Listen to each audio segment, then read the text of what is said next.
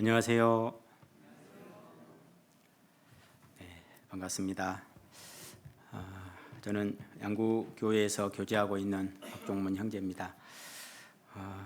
예전 그 교회당 저쪽에 대골 같은 그 한옥집 같은 교회당에 계실 때 자주 뵀었는데요.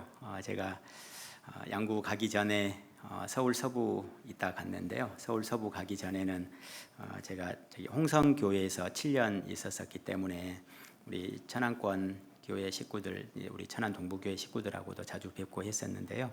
낯익은 얼굴들도 뵙고 늘 건강한 모습으로 이렇게 신앙생활 하시는 모습들 뵈니까 너무 반갑고 감사합니다. 너무 오랜만에 왔는데 이 대골 같은 그 기와집 교회보다 훨씬 더 웅장하고 아름답고 깨끗하고 좋은 교회당을 또 건축하셔서 많은 수고와 희생을 하시고 또 힘있게 복음 전하시는 우리 천안교회, 천안 동부교회 성도님들 이렇게 뵈니까요 또 큰 힘이 되고 격려가 되고 감사가 됩니다. 늘 주님 사랑과 은혜와 축복이 우리 천안 동부교회 모든 성도님들과 함께 하시기를 간절히 바라는 마음입니다. 우리 함께 기도하시겠습니다. 천지와 우주 만물을 창조하신 살아계신 우리 주 아버지 하나님, 저희에게 베풀어 주신 그 크고 놀라우신 사랑과 은혜 진정으로 감사를 드립니다. 이 죄악된 세상에 태어나서 이 세상이 전부인 줄 생각하고 우리 육체의 소욕을 조차 죄악을 조차 행하며 이 세상에서 편안하고 안락하고 행복한 헛된 것을 추구하고 이 세상에서 부귀영화를 추구하고 살아왔던 그 어리석고 무지한 멸망길 가운데 버려두지 아니하시고 거룩하신 주님 피로 값주고 사신 거룩하신 주님 몸된 교회 가운데 인도해 주셔서 이 가운데서 증거되는 진리의 말씀으로 우리의 영혼을 영원히 깨끗게 하시고 구원해 주신 것 진정으로 감사를 드립니다. 저희 마음과 생각을 늘 일깨워 주셔서 세상 헛된 모든 것들로부터 하나님 앞에 합당치 못한 모든 어리석고 무지한 미련한 것들로부터 세상 죄들로부터 온전히 구별될 수 있도록 우리의 심령을 돌이켜 주시고 우리의 삶을 진리 가운데로 이끌어 주시길 간구드립니다. 주님 다시 오실 날이 참으로 가까운 마지막 시대를 살아갑니다. 주님 다시 배울 때 잘하였도다 착하고 충성된 종아라는 칭찬을 들으며 주님을 배울 수 있도록 얼마 남지 않은 이 세상에서의 삶을 오직 주님 복음을 위해서 주님의 몸된 교회를 위해서 주님의 영광을 위해서 온전히 희생하고 헌신하며 살아갈 수 있도록 힘과 용기와 지혜와 능력을 덧입혀 주시길 간구드립니다. 우리의 심령이 늘 살아계신 하나님 말씀에 사로잡히고 우리를 구원해 주신 그 거룩하신 주님 사랑과 은혜에 저희들 마음과 생각과 삶이 온전히 사로잡혀서 오직 주님을 위해 살아가는 귀하고 참된 삶이 될 수 있도록 이끌어 주시길 간구드립니다. 오늘 주님의 날에 주님께서 참으로 사랑하시고 구원해 주신 성도들이 주님께로부터 오는 영혼의 양식을 얻으려는 간절한 마음으로 주님 앞에 함께 모여 함께 겸손히 머리 숙였습니다. 우리 각 사람의 마음을 아시고 우리 각 사람의 삶을 온전히 아시는 하나님께서 주님을 따르는 그 삶 가운데 힘들고 어려운 모든 일들로부터 그 심령에 위로를 얻게 하시고 또 주님을 위해 살고자 하는 그 간절한 심령들 위해 주님을 위해 힘있게 살아갈 수 있도록 힘과 용기와 지혜와 능력을 더욱 크게 더하여 주시길 간구드립니다. 육신의 연약함으로 병상의 고난 가운데 어려움을 겪는 분들 계시면 건강을 회복시켜 주셔서 주님을 위해서 힘있게 살아갈 수 있도록 또 기회를 주시고 우리 모든 성도들이 한마음 한뜻이 되어서 오직 복음을 위해서 힘있게 나아갈 수 있도록 우리 천안 동부교회를 도와주시고 이끌어 주시길 간구드립니다. 오늘 말씀의 시종을 주 성령께서 친히 주관해 주시고 함께해 주시길 의지하오며 저희를 사랑하시고 구원해 주신 예수님 이름으로 기도드립니다. 아멘. 우리 구약 성경 신명기 17장 찾으시겠습니다. 신명기 17장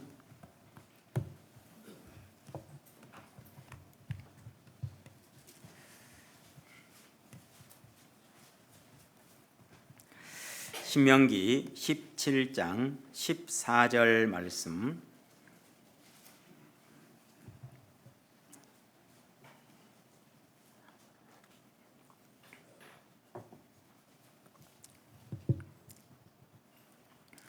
신명기 17장 14절 말씀.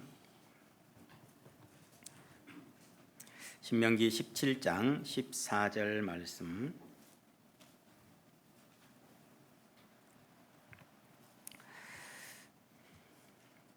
내가 내 하나님 여호와께서 내게 주시는 땅에 이르러서 그 땅을 얻어 거할 때에 만일 우리도 우리 주위의 열국같이 우리 위에 왕을 세우리라는 뜻이 나거든 반드시 내 하나님 여호와의 택하신 자를 내 위에 왕으로 세울 것이며 내 위에 왕을 세우려면 그 형제 중에서 한 사람으로 할 것이요 내 형제 아닌 타국인을 내 위에 세우지 말 것이며 왕된 자는 말을 많이 두지 말 것이요 말을 많이 얻으려고 그 백성을 애굽으로 돌아가게 말 것이니 이는 여호와께서 너희에게 이르시기를 너희가 이후에는 그 길로 다시 돌아가지 말 것이라 하셨음이며 아내를 많이 두어서 그 마음이 미혹되게 말 것이며 은금을 자기를 위하여 많이 쌓지 말 것이니라. 그가 왕 위에 오르거든 레위 사람 제사장 앞에 보관한 이 율법서를 등사하여 19절 20절 함께 읽으시겠습니다. 평생에 자기 옆에 두고 읽어서 그 하나님 여호와 경외하기를 배우며 이 율법의 모든 말과 이 규례를 지켜 행할 것이라. 그리하면 그의 마음이 그 형제 위에 교만하지 아니하고 이 명령에서 떠나 좌로나 우로나 치우치지 아니하리니 이스라엘 중에서 그와 그의 자손의 왕 위에 있는 날이 장구하리라.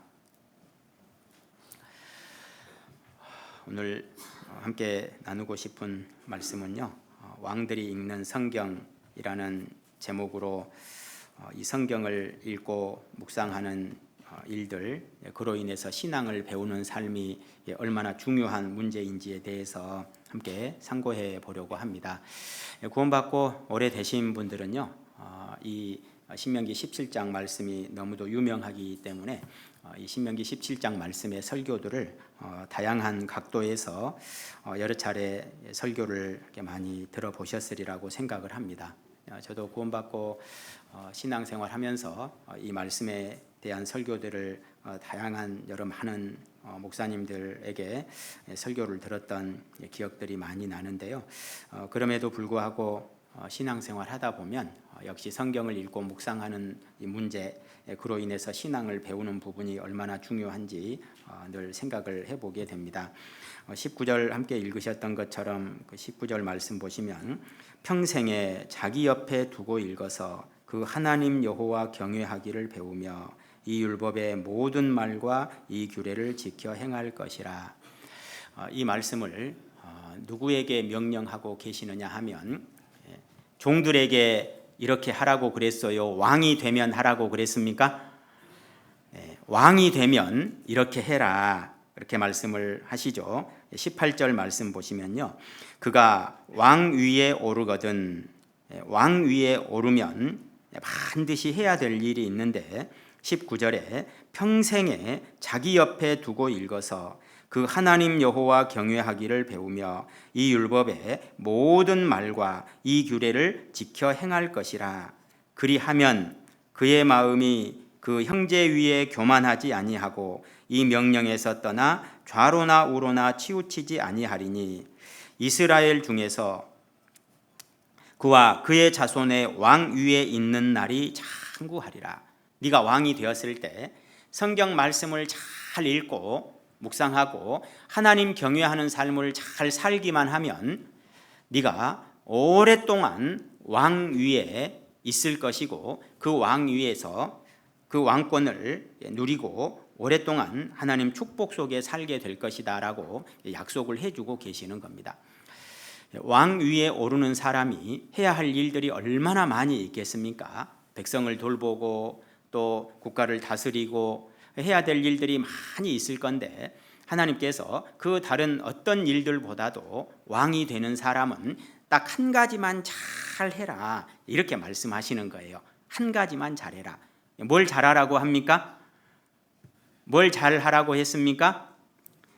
말씀 읽는 거 이거 하나만 잘 해라. 그러면 네가 오랫동안 왕 위에 있을 것이고 네 자자손손 그 왕 위에 오를 사람이 끊어지지 않을 것이다. 너의 삶은 계속해서 축복 속에 살게 될 것이다. 자자손손 축복 속에 살아가는 삶이 끊어지지 않을 것이다 라고 말씀을 하고 계시는 거예요. 이 성경을 읽는 이 문제는 종들에게 읽으라고 하신 게 아니고 노예들에게 읽으라고 하신 게 아니고 왕이 되거든 왕으로서 반드시 해야 될 유일한 한 가지 성경 잘 읽어라. 성경 말씀을 하루도 빼먹지 말고 늘 읽고 묵상하는 삶을 잘 살라고 권유하고 있는 겁니다. 우리 시대에 이 성경의 권위에 대해서 아마 성경 강연회를 통해서도 많이 접하시고 보실 겁니다만은 미국의 대통령에 당선이 되고 나면 어디에 손을 얹고 선서를 합니까? 네, 성경 위에 손을 얹고 선서를 합니다. 세계 최초로 대통령제라는 국가 체제를 만든 나라가 미국인데 세계 최초로 대통령제를 만든 미국이라는 나라에서 처음으로 대통령에 당선됐던 조지 워싱턴 대통령이 이 미국이라는 나라를 어떻게 통치해야 부강한 나라가 될 수 있을까 고민을 하던 중에 하나님 말씀 성경 위에 손을 얹고 성경대로 이 나라가 다스려지기만 한다면 어찌 하나님께서 한없이 축복해 주지 않으실 수가 있겠냐.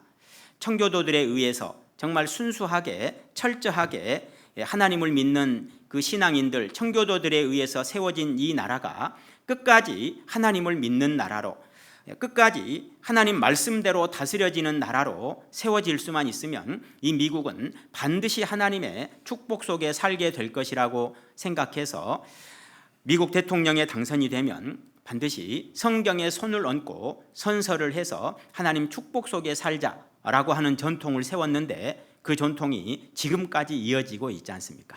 그렇죠? 얼마나 놀라운 일입니까? 그리고 미국은 세상에서 제일 못 사는 가난한 나라가 됐습니까? 가장 부강한 나라가 됐습니까? 가장 부강한 나라가 됐습니다. 미국이 세워질 당시에만 해도 가장 강한 나라들은 영국, 프랑스, 스페인, 포르투갈 전 세계를 점령하고 세상을 확장하러 다녔던 서구에 그 많은 열강들이 있었음에도 불구하고 지금은 그들이 잘 삽니까? 미국이 잘 삽니까? 미국이 훨씬 더 잘 삽니다. 전 세계 GDP의 27%가 미국에서 나옵니다. GDP가 뭔지 아시죠?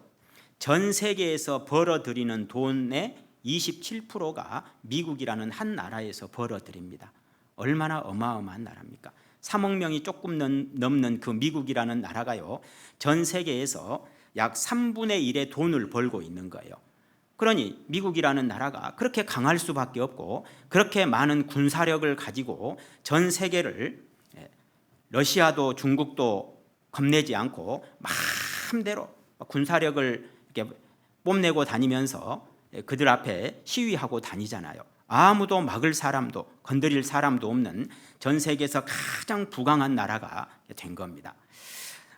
한 나라의 운명이 성경으로 말미암아 그렇게 세워지고 한 나라가 그렇게 축복 속에 성경으로 말미암아 살게 됐다면 우리 한 사람의 삶은 성경 위에 세워지고 성경으로 말미암아 내 인생이 다스려질 수 있으면 그렇게 거대한 나라도 축복 속에 살게 될진데 이렇게 조그만한 나 한 사람을 하나님이 그렇게 도와주실 능력이 있습니까? 없습니까? 도와주실 능력이 하나님께 계신 거예요. 이거 한 가지만 생각해 봐도 우리는 인생을 어디에 걸어두고 살아가야 할지 정말 잘 생각해 봐야 될 겁니다. 깊이 생각해 보지 않으면 안 되겠다 이런 생각을 하게 되지 않습니까? 그래서 18절 그가 왕 위에 오르거든 레위 사람 제사장 앞에 보관한 이 율법서를 등사하여 평생에 자기 옆에 두고 읽어서 그 하나님 여호와 경외하기를 배우며 이 율법의 모든 말과 이 규례를 지켜 행할 것이라. 그리하면 그와 그 자손의 왕 위에 있는 날이 장구할 것이다. 오래오래 계속해서 왕권을 누리게 될 것이고 네 자자손손 축복 속에 계속해서 살게 될 것이라고 누가 약속합니까? 하나님께서 약속하고 계시는 거예요. 그럼에도 불구하고 우리는 구원받았다 하지만 세상에 소망을 두고 세상 일들로 분주하게 살아갈 때가 얼마나 많이 있습니까?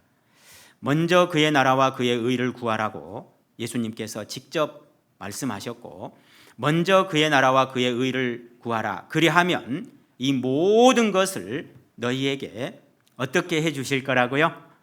더하실 것이다. 먹을 거, 입을 거, 삶에 필요한 모든 것을 기본적으로 주실 뿐만 아니라 그 위에 보너스로 계속 더해 주실 것이라고 약속을 하고 계시는 거예요.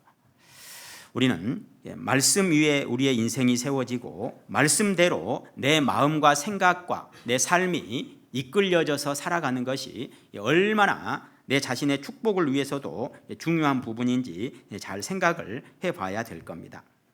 이 14절부터 보시면 이스라엘 백성들이 이스라엘 땅, 지금의 이스라엘 땅, 가나안 땅에 들어가게 되면 이 이스라엘 백성들도 왕을 세우고 싶은 마음이 생길 거라는 사실을 하나님께서 알고 계셨던 겁니다.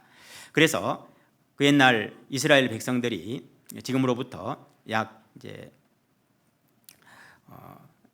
거의 이제 3,500년 전이죠. 3,500년 전 모세를 통해서 애굽으로부터 이스라엘 백성들이 이제 탈출을 해서 나와서 그 광야에서 40년의 생활을 지내고 광야 생활 40년에 거의 막바지에 이르게 되었을 때 이제 가나안 땅 정복 전쟁을 들어가기 전에 마지막으로 모세가 하나님의 말씀을 이스라엘 백성들에게 일깨우면서 하나님의 뜻을 전하고 있는 아주 중요한 부분 중에 한 부분인데요. 그 14절 다시 보시면 신명기 17장 14절요.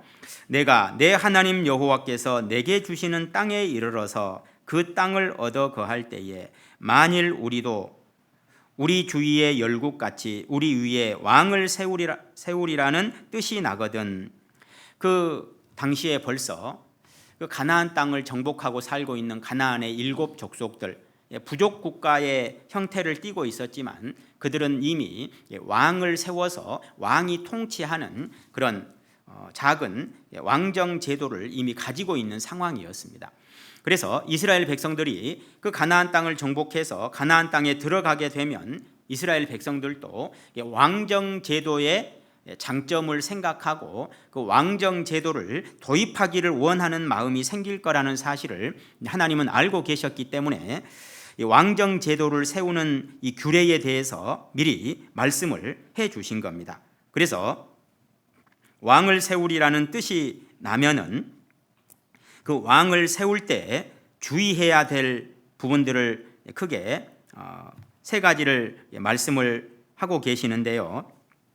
15절 말씀 보시면 15절 반드시 내 하나님 여호와의 택하신 자를 내 위에 왕으로 세울 것이며 내 위에 왕을 세우려면 내 형제 중에서 한 사람으로 할 것이요 내 형제 아닌 타국인을 내 위에 세우지 말 것이며 주의해야 될 점을 몇 가지 말씀하셨죠. 반드시 하나님이 왕으로 택하신 사람을 세워라. 그리고 타국인은 세우지 마라. 이스라엘 백성 중에서 세워라. 이렇게 중요한 부분을 말씀을 하셨습니다. 아무리 하나님이 선택을 해서 왕으로 세우라고 선지자를 통해서 기름을 부어도 이스라엘 백성들이요, 마음에 안 들어 해서 거부할 수도 있을 가능성이 있기 때문에 하나님은 아주 엄격하게 명령을 내렸습니다. 처음에 이스라엘에 사울이라는 왕이 세워졌을 때 모든 사람들이 다 환영한 게 아니에요. 많은 사람들이 저런 사람이 어떻게 우리의 왕이 되겠냐고 비난하는 무리들이 많이 있었지 않습니까? 지금 우리 시대에는 하나님이 왕으로 지명하는 사람을 세웁니까? 각 국가마다 국민들이 원하는 사람을 왕으로 세웁니까? 국민들이 원하는 사람을 투표를 통해서 한 나라의 대통령, 한 나라의 총수를 뽑는 일들이 있습니다. 하나님이 말씀하신 거하고 영 다르죠. 지금 현재 이스라엘이라는 나라도 하나님이 지명하신 대로 왕을 세우는 게 아니고 그들도 투표를 통해서 총리를 세워요. 사실상 대통령제죠. 현재 이스라엘이라는 나라도 지금은 그렇게 달라진 상황이 된 겁니다. 그래서 반드시 하나님이 정한 사람으로 세울 것이고 타국인 중에서는 안 되고, 그리고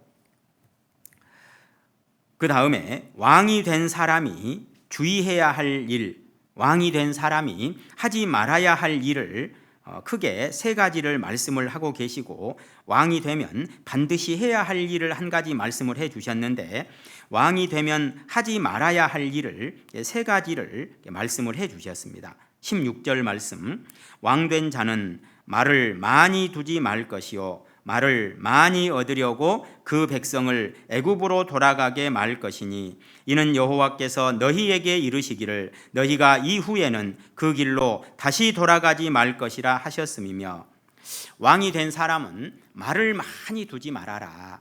말은 뭐 할 때 타는 동물입니까?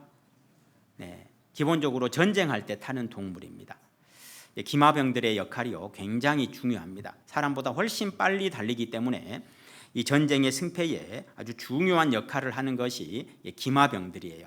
그래서 이 왕이 되면 누구든지 한 나라의 총 다스리는 왕이 되면 그 국가의 군사력을 키우기를 원하는 마음이 있는데, 그럴 때 국가의 군사력을 키우고자 하면 항상 염두에 두는 부분 중에 하나가 기마 부대를 아주 강하게 만드는 겁니다.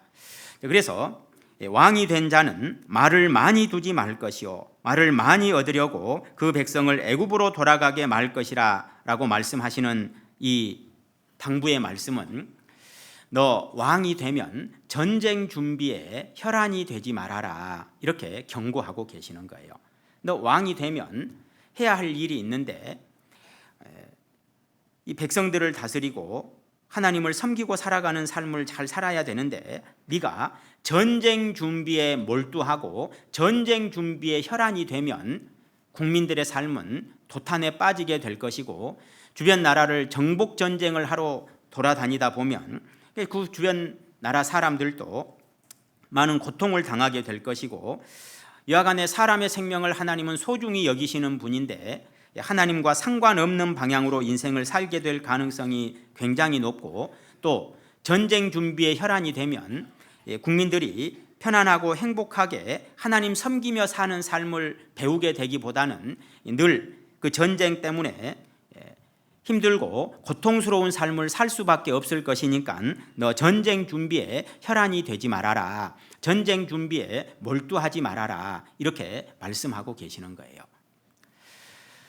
우리 시대에 요즘 뉴스 못 본 지 꽤 돼가지고요, 학예 수양에 계속 되다 보니까 요즘은 뉴스 볼 시간도 잘 없어졌는데, 러시아 우크라이나 전쟁 아직도 안 끝났죠. 아직도 아마 막바지 계속 전쟁을 하고 있을 것 같은 생각이 들긴 한데요. 벌써 1년 한 4, 5개월 지났을 겁니다. 러시아와 우크라이나 전쟁이 시작된 지가. 그런데 처음에 전쟁, 러시아에서 우크라이나에 전쟁을 선포를 하고 그 크림 반도부터 시작을 해서 그 우크라이나 중요 지역들을 정복하겠다고 전쟁을 선포했을 때 그 전쟁이 이렇게 오랫동안 길어질 거라고 생각하셨습니까? 아마 대부분의 사람들이 세계 최고의 강대국 중에 하나, 특히 군사력에 있어서 가장 강한 군사력을 지닌 나라가 미국이고 그 다음으로 강한 군사력을 지닌 나라가 이제 러시아하고 중국 이런 나라들이잖아요.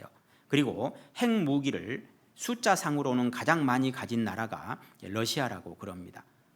그래서 이 러시아가 우크라이나를 침공할 때, 우크라이나 그 조그만한 위성 국가였던 우크라이나를 침공할 때 아무리 길어도 한 달 안에 전쟁이 끝날 거라고 생각을 했잖아요. 그렇지 않습니까? 이 러시아가 우크라이나를 전쟁을 할 때, 치러 들어갈 때 한 열흘 정도면 어느 정도 전쟁의 판도가 다 이렇게 마무리가 되고, 아무리 길어도 전쟁을 완전히 끝을 내고 항복하는 그 문서에 우크라이나의 대통령이 서명을 하고 푸틴 대통령 앞에서 무릎을 꿇고 잘못했다고 빌게 되지 않을까, 그런 뉴스가 한 달 안에 나오지 않을까, 대부분의 세상 사람들이 그렇게 생각을 했을 겁니다. 그렇지 않았겠습니까? 그런데 이 전쟁이 1년 4개월, 1년 5개월째 이렇게 계속 진행되고 있고, 지금은 판도가 러시아가 유리해 보입니까? 우크라이나가 유리해 보입니까? 우크라이나가 유리해 보이잖아요. 있을 수 없는 일들이 일어나는 거예요. 기적 같은 일들이요, 지금도 일어나고 있는 거예요. 싸울 날을 위하여 마병을 예비하거니와 이김은 누구에게 있다고요? 여호와께 있느니라. 잠언 21장 31절에 말씀하시는 것처럼 싸울 날을 위하여 마병을 예비하거니와 이김은 여호와께 있느니라. 물론 미국부터 시작을 해서 주변의 유럽 국가들이 엄청난 무기와 재정을 지원하면서 전쟁의 판도가 완전히 달라지게 됐는데, 이게요, 아무리 싸움을 많이 준비하고 마병을 많이 준비해도 하나님께서 도와주지 않으시면 전쟁에서는 반드시 패배하게 될 것이기 때문에, 아무리 힘이 약한 국민들처럼 보이고 전쟁 물자가 부족하고 군인들 숫자가 적고 무기가 갖추어져 있지 않는 것처럼 보여질지라도 하나님께서 도와주시면 반드시 전쟁에 승리하게 돼 있는 거예요. 수천 년 전 하나님의 말씀이나 그 말씀이 적용되는 우리 시대에나 변함없이 하나님의 말씀은 항상 진리라는 사실을 우리 눈에 늘 온 세상 앞에 보여주고 계시는 겁니다. 그리고 젤렌스키 그 우크라이나 대통령이 그 어느 나라 민족인지는 다 알고 계시잖아요. 유대인이라는 사실을 다들 잘 알고 계실 겁니다.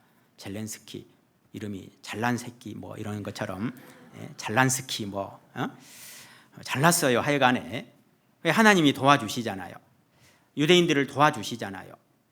예전에 구소련 당시에도 유대인들이 많이 살았던 지역이 우크라이나 지역인데, 그 우크라이나에 남아있던 그 유대인들, 그 잘란스키가 하나님 의지하고 서방의 원조 요청하고 계속 전쟁을 하는데, 이제는요, 잘란스키가 전쟁을 끝내면 끝이 날 것이고 잘란스키가 전쟁을 끝내지 않으면 끝나지 않을 것 같은 그런 판도에 지금 이르르고 있잖아요. 하나님은 처음부터 경고하고 계시는 거예요. 왕이 되면 네가 전쟁 준비 많이 할 필요 없어. 왜요? 도와주시는 분은 누구시니까요? 하나님이시기 때문에. 그래서 전쟁이라고 하는 것이 사무엘상 17장에 다윗이 말씀하고 있는 것처럼, 고백하고 있는 것처럼, 전쟁은 여호와께 속한 것인즉 그가 너희를 우리 손에 붙이시리라 담대히 외치면서 그 거대한 골리앗을 향해서 기관총 들고 나갔습니까? 돌멩이 들고 나갔습니까? 네? 기관총 들고 나가도 부족한 판국에 돌멩이 5개 들고 나갔는데 5개 다 썼습니까? 1개로 끝냈습니까? 돌멩이 1개 던지고 나니까 그 거대한 골리앗, 키가 3m가 넘는 골리앗이 돌멩이 하나에 쓰러져 가지고, 다윗은 칼도 가지고 가지 않았습니다. 골리앗이 가지고 있던 칼을 빼서 골리앗의 목을 쳐서 골리앗의 머리를 들고 사울 왕 앞에 그 블레셋 민족들을 박살내고 승리의 개가를 부르면서 돌아오잖아요. 누가 도와주시는 겁니까? 하나님께서 도와주시기에 달린 겁니다. 그런데 그때 당시에도 이스라엘에도 군대들이 있었지만 사울 왕과 그 많은 군인들이 감히 그 골리앗 그 한 사람 무서워 가지고 그 많은 군인들이 아무도 전쟁에 나가지 못하고 있을 때 믿음을 가진 다윗, 소년 다윗 한 17, 8살 정도 됐을 그 나이입니다. 이제 뭐 고등학교 한 1학년 뭐 이 정도 됐을 나이예요, 다윗이. 그런데 돌멩이 5개 들고 가면서 전쟁은 여호와께 속한 것인즉 그가 너희를 우리에게 붙이시리라 하고 돌멩이 들고 나가서 돌멩이 하나 던졌는데 하나님께서요 박살나게 만들어 주셨잖아요. 온 블레셋을 완전히 초토화시켜 주셨잖아요. 얼마나 놀라운 일입니까? 말씀을 그대로 믿고 의지하고 나가는 사람에게 하나님의 축복이 돌아온다는 사실을 분명하게 보여주고 계시는 거예요. 그래서 하나님께서는 이스라엘 백성들에게 왕이 된 사람은 말을 많이 두지 말 것이요 말을 많이 얻으려고 애굽으로 네 백성들을 돌아가게 하지 말 것이라고 엄중하게 경고하고 계시는 겁니다. 전쟁 준비에 혈안이 되고 아무리 강한 군사력을 가지고 있다 할지라도 하나님께서 도와주지 아니하시면 나라가 망하는 것은 한순간의 일이 될 것이기 때문에 북한 사람들 한번 보십시오. 멀리 생각할 필요도 없지 않습니까? 그렇게 핵을 개발하고 군사력을 키워보려고 그 북한의 지도자들이 대를 이어서 계속 군사력 증강하는 일을 해오고 있지 않습니까? 그런데 그 나라가 부강하고 잘 사는 나라가 됐습니까? 가면 갈수록 비참하게 못 사는 나라가 되어져 가고 있습니까? 가면 갈수록 비참하게 못 사는 나라가 되고 국민들은 도탄에 빠진 정도가 아니고 피폐한 삶을 넘어서 처절한 가난과 고통 속에 그 북한 주민들 살아가는 모습을 보면 얼마나 안타깝습니까? 그렇잖아요. 전쟁 준비에 혈안이 돼서 살아가면서 하나님 없이 살아가는 나라들을 한번 살펴보십시오. 잘 사는 나라가 한 나라도 없는 겁니다. 그래서 하나님께서는 왕된 자는 말을 많이 두지 말 것이고 말을 많이 얻으려고 그 백성을 애굽으로 세상으로 다시 돌아가게 하지 말아라. 세상적인 방법 가지고 인생 살려고 하지 말라라고 처음부터 첫 번째로 경고하고 계시는 거예요. 그리고 하나님께서 왕이 된 사람에게 두 번째 금지하고 있는 내용이 있죠. 17절 말씀. 아내를 많이 두어서 그 마음이 미혹되게 말 것이며, 두 번째로는요, 아내를 많이 두지 말아라. 마음이 미혹되게 만들지 말아라. 왕이 되면 권력을 가지고 있기 때문에 권력을 쥐게 될 것이기 때문에 자기 원하는 대로 세상 쾌락, 세상 즐거움을 탐닉하며 살 수 있는 그런 위치에 서게 될 수 있다는 거예요. 그럴 때 세상 쾌락을 추구하고 이 세상 즐거움을 탐닉하고 살고자 하면 백성들의 삶은 피폐해지고 또 도탄에 빠질 것이고 그 왕 자신도 하나님 앞에 결국은 버려지는 비참한 인생이 될 것이기 때문에 하나님께서는 세상 쾌락과 즐거움, 이 세상 것을 추구하는 그런 헛된 마음을 철저하게 버리라고 하나님께서 경고하고 있는 겁니다. 아내를 많이 두어서 그 마음을 미혹되게 말 것이며, 그런데 안타깝게도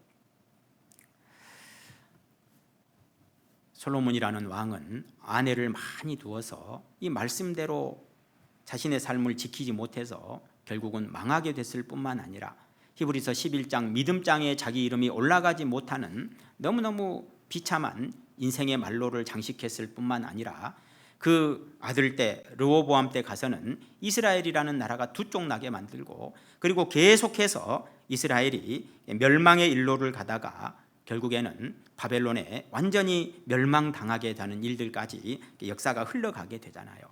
얼마나 안타까운 일입니까?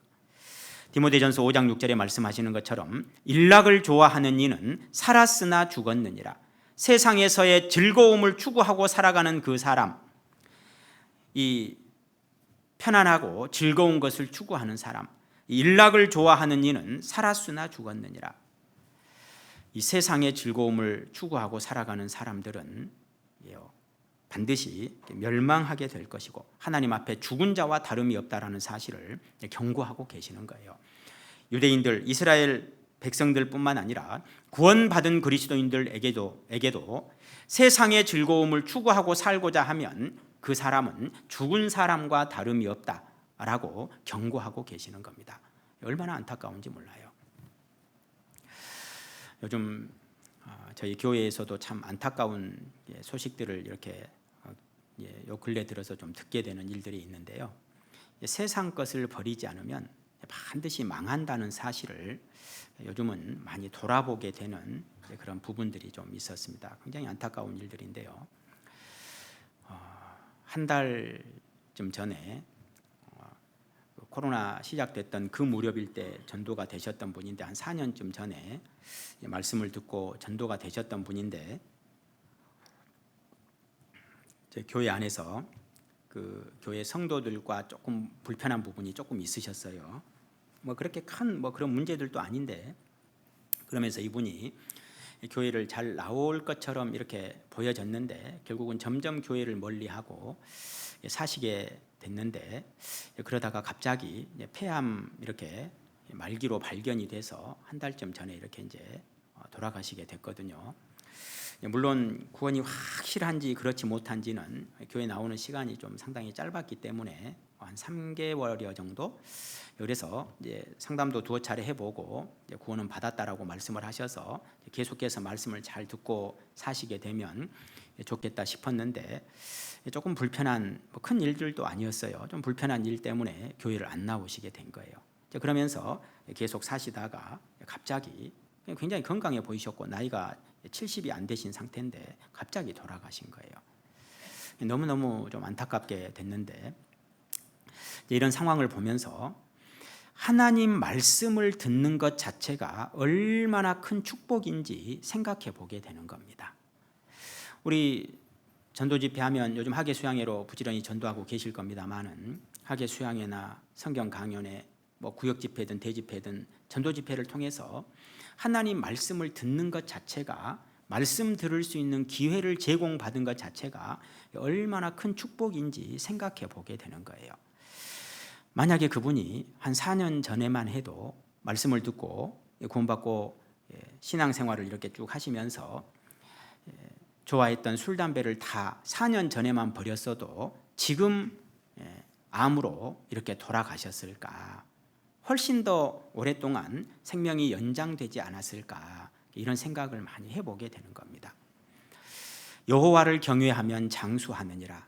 그러나 의인의 연세는 짧아지느니라. 잠언 10장에 말씀하시는 것처럼요, 하나님 말씀을 듣고 신앙 안에 들어와서 하나님 말씀을 배우면서 하나님을 섬기고 신앙생활을 하다 보면 1년 지나고 2년 지나고 하다 보면 좋아했던 술도 끊고 담배도 끊고 세상 헛된 것들을 다 버리게 되잖아요. 그러면 그 헛된 것들, 건강에 유익하지 못했던 것들을 다 버리게 됨으로 인해서 그 사람이 그 술, 담배를 계속하고 살다가 인생을 살게 됐으면 뭐 60, 70 안 돼서 인생을 하직해야 하는 이런 상황이 생길 수도 있었을 텐데, 이런 걸 다 끊어버리고 살게 됨으로 인해서 그 사람이 70, 80을 넘어서 80, 90 건강하게 신앙생활하는 하나님의 축복 속에 살 수 있는 통로가 되어질 수 있는 거예요. 저희 양구교회 초창기 때 이렇게 교회를 세우셨던 그 집사님들이 올해 85세, 86세 이제 이런 분들이시거든요. 이런 분들이요, 지금도 운전하시고 운전도 얼마나 쌩쌩하고 다니시는지 몰라요. 85세 되신 우리 은장 회장님은요, 차가 자기 앞에 가는 꼴을 지금도 못 보세요. 그래가지고 쌩쌩 달려요. SUV 타고 다니시는데 얼마나 교제 생활도 잘 다니시고 잘 다니시는지 몰라요. 그 몇십 년 전에 구원 받으시고 술, 담배, 그 전에는 술을 한 짝씩 오토바이에 싣고 속초 같은 데 가서 회 떠서 술 마시고 친구들하고 돌아다니고 이렇게 드셨다고 그러시더라고요. 다 버려버리고 신앙생활 하니까 건강하게 되셔가지고 지금도 얼마나 치매 이런 건 아주 남이야기고 건강하게 신앙생활을 잘 하시는지 몰라요. 그런 집사님들이요, 저희 교회에 있고 우리 은장의 어르신들이요, 다들 그렇게 잘 살고 계시거든요. 말씀을 듣고 구원받고 신앙 안에 들어오는 자체가 얼마나 큰 축복인지 모릅니다. 그런데 또 너무 안타까운 소식을 한 2주쯤 전에 듣게 됐는데요, 나이가 60도 안 됐어요. 저보다 나이가 한 3살밖에 더 많지 않습니다. 그런데 이분이 폐암 선고를 받아서 이제 한 달 정도 살 것 같다고 경고를 받으셨어요, 대학병원에서. 치료가 거부됐고 가족들과 함께 좋은 추억을 만들면서 살아라는 경고를 받게 됐어요. 이 자매님이 신앙생활을 참 잘하시는 분이세요. 얼마나 신앙생활을 잘하는지 모릅니다. 그런데 그 시어머니랑 모시고 사는데 그 시어머니도 이렇게 구원받았다고 교회 생활을 잘 해오셨는데 이게 이제 버리지 않는 것들이 좀 있으셨고, 그리고 그 남편이 우리 교회 나온 지 딱 10년 됐습니다. 10년이 막 넘었는데 그 10년 전부터 일단 구원은 받았다 하고 교회를 오시는데 구원이 좀 불확실한 거죠. 10년 동안 그렇게 말씀을 들으셨는데 구원이요 잘 이루어지지 않는 거예요. 그러면서 이 10년 동안 계속 동네 사람들하고 옆에 뭐 일을 하고 나서 또 삼겹살 구워 먹으면서 술 한잔 마시고 술 마시고 담배 피우고 동네 사람들하고 항상 그렇게 뭐 읍내 나가서도 친구들하고 계속 그렇게 살고 계시는 거예요. 그래서 작년 초에 건강이 안 좋아서 검진을 했는데 폐암 진단을 받은 겁니다. 다행히 그때는 초기였어요. 초기. 그래서 술 담배를 다 끊고 그 춘천의 대학병원에 그 교수로 계시는 우리 집사님들이 있고 형제 자매님들이 교수진들이 있어서요. 얼마나 정성스럽게 치료를 잘 해줬는지 모릅니다. 그러면서 이제 거의 좋아졌고 관리만 잘하면 되겠다고 그런 거예요. 한 6개월 정도 치료를 잘 받으셨는데 좋아졌다 그러니까요. 또 술 담배를 한 거예요. 그러면 되겠습니까? 예? 한 번 경고를 받으셨는데 안 되잖아요. 또 시작을 한 거예요. 또 동네 사람들하고 술 먹고. 그래 결국은 거의 몸이 또 몇 개월 지나다 보니까 이상해지는 겁니다. 그랬더니 다시 또 재발이 돼서 문제들이 생긴 거예요. 그런데 이제는요 손을 쓸 수 없는 상태가 된 거예요. 뇌까지 번져서 종양도 굉장히 심각하게 문제가 생기고 숟가락도 잘 이렇게 조절이 잘 안 되고 운전도 이제 할 수 없을 만큼 몸이 말을 잘 안 듣는 상태가 된 거예요. 얼마나 비참하게 되는지 모릅니다. 이런 걸 보면서 정말 큰 교훈을 많이 좀 이렇게 생각해 보게 됐어요. 하나님께서 10년이나 기회를 주신 겁니다. 그런데 10년 동안 우리 교회를 나오면서도 계속 술 먹고 담배 피고 세상 사람들하고 똑같이 살면 우리 교회는 어디든지 전국교회, 해외 어느 교회든지 몇 단이라고 말을 듣습니까? 네, 여기도 아마 그러실 겁니다. 어디 여기 아파트 단지도 엄청 많던데 앞뒤로 전광판 크게 만들어서 우리는 2단이 아닙니다. 진리만 전하는 천안 동북교회입니다. 이렇게 써붙이기라도 해야 될래나? 이런 생각이 들었는데요. 우리 교회는 어디든지 복음을 회방하는 나쁜 사람들로 인해서 이단이라는 오해를 받습니다. 우리만큼 성경을 올바로 잘 가르치는 교회가 어디가 있습니까? 저도 웬만한 교회는 다 다녀봤습니다. 구원받기 전에. 우리만큼 성경을 올바로 전해주고 구원의 은혜를 복음을 확실하게 전해주는 교회가 어디가 있습니까? 그렇잖아요. 그런데 그런 삶을 계속 삶으로 인해서 저 교회 이단이라고 그러더니 저 교회 다니는 사람도 뭐 믿는 사람이나 안 믿는 사람이나 똑같네. 교회에 대한 이미지를 계속 실추시키는 거예요. 형제 자매님들은 전도하려고 그렇게 기도하고 애를 쓰고 옆에 사람들 잘해주면서 자존심 다 짓밟혀가면서 요거도 먹어가면서 이단이라는 오해를 받아가면서 그렇게 전도를 하는데 그런 분들 한두 분 계시면 복음이요 완전히 계속 가리워지는 거예요. 뭐 그 교회 다니는 사람들 다 똑같던데 뭐 진리만 전한다고? 뭐 아닌 것 같은데 다른 교회하고 다를 바 없던데 뭐 똑같이 술 먹고 담배 피고 자기 마음대로 살고 욕하고 싸우고 뭐 그렇게 살더구만. 교회를 완전히 이렇게 오해하게 만들고 복음을 가리워지게 만드는 거예요. 하나님께서 여러분이 하나님이시면 복음이 계속 회방이 되는데 그런 사람을 가만히 놔두시겠습니까? 다른 방법을 취하시겠습니까? 여러분이 하나님이시면 하나님이 10년 기다리신 거예요. 10년. 그래서 끝까지 이게 복음이 전해지는 일, 성령을 회방하는 일들을 계속하게 되면 하나님께서 더 이상 기다리지 않으시는구나. 복음 전할 그 복음을 깨달아야 될 사람들을 위해서 하나님께서 주변 정리들을 시켜주시는구나, 이런 생각이 들고, 그 시어머니도 담배를 안 끊으신 거예요. 구원은 받았다고 교회는 잘 나오시는데, 그 아드님도 그렇고.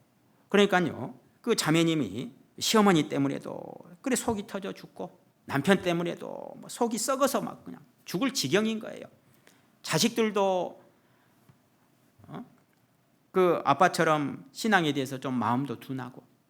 그러니까요, 이 자매님은 그렇게 고생을 하고 살아보려고 하고, 자매님은 요양병원에 근무를 하면서 막 교대 근무도 하고, 그렇게 피곤하게 잠도 못 자고 그 고생을 해서 남편도 뒷바라지하고 시어머니도 섬기고, 그리고 자식들도 지금 학생들이고 막 그래서 뭐 교육도 시켜야 되고, 그 고생을 하고 사는데 그렇게 마음이 둔하고 참 옆에서 보아도 답답할 수가 없는 거예요. 그 과정들을 보면서 하나님께서 이 자매님이라도 신앙생활을 좀 잘 할 수 있도록 모든 짐을 그냥 다 벗겨버리시는구나, 이런 생각이 들 만큼요, 여러분, 구원받고 말씀을 듣고 신앙 안에 살아가는 삶은요, 정말 축복인 겁니다. 의인은 장수하게 되느니라. 그러나 악인의 연세는 짧아지느니라. 사람은 7, 80년을 살 수 있도록 건강을 부여받고 태어났지만 하나님을 경유하고 살면 80세, 90세, 100세를 살면서도 정말 즐거운 마음으로 신앙생활 할 수 있도록 건강이 유지가 되어져 가고, 그렇지 않고 복음을 회방하고 복음을 대적하는 쪽으로 인생을 살게 되고, 교회를 나오고 있으면서도 세상 헛된 것들, 죄들을 끊어버리지 않고 복음에 방해가 되는 삶을 계속 살게 되면 하나님의 철저한 심판이 있다는 사실을 개인적으로 경고를 많이 받아보게 된 겁니다. 그래서요, 이 세상 것을 철저하게 끊어버리지 않는 삶은 얼마나 비참한 말로를 맞이하게 되는지 우리는 중요하게 생각해 봐야 됩니다.